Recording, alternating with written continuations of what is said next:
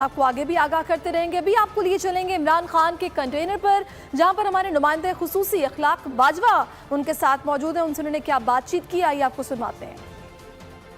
इमरान खान मौजूद हैं, उनसे जानते हैं। खान साहब, आप तो हकीकी आज़ादी मार्च लेके इस्लामाबाद जा रहे हैं, हुक्मरान आपके लिए जेलें तलाश करते फिर रहे हैं, क्या कहेंगे इस पर? डरे हुए हैं, घबराए हुए हैं, लोगों को देखते हैं हर रोज डर जाते हैं, कहते हैं जी 50 लोग हैं और 60 लोग हैं।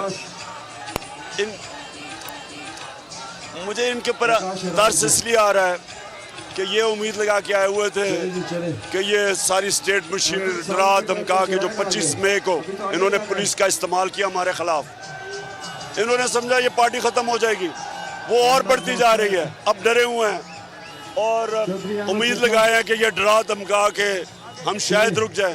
वो पब्लिक तो बढ़ती जा रही है, इंसानों का समुंदर पहुंचने वाला है इंशाल्लाह इस्लामाबाद। खान साहब, ये बताइएगा, अगर आपको गिरफ्तार कर लिया जाता है तो क्या ये तहरीक रुक जाएगी?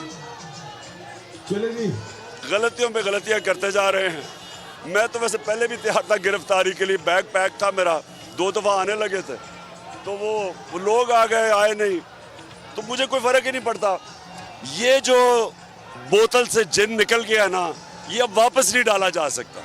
फैसला ये करना है कि क्या पुरअमन एक इलेक्शन के जरिए चेंज आएगा या वो दूसरा जो तबाही वाला चेंज है जो ईरान में आया वो है। चेंज आना है। लोगों ने फैसला कर लिया है कि जो बंद कमरों में फैसले होते हैं कि आज चोर हैं, कल एनआरओ मिल गया, फिर चोर बन गए, फिर एनआरओ दे दिया, हम जिस तरह भेड़ बकरी हैं।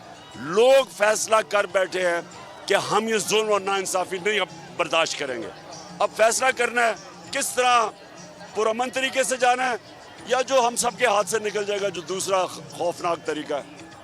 जी बिल्कुल, इमरान खान का ये कहना है कि फैसला अब जो है वो फैसला साजों ने करना है कि आया पाकिस्तान में पुरअमन इंकलाब। बहुत शुक्रिया। अखलाक बाजवा मौजूद थे इमरान खान के साथ और आपने देखी। और अभी आपको बताएं कि लंदन में नवाज शरीफ के लिए नई मुश्किल।